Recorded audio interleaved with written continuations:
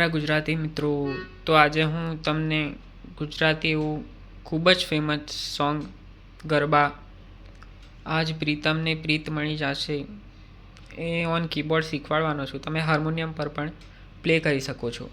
તો હું ધીમે ધીમે વગાડું છું, તમે ધ્યાન આપજો.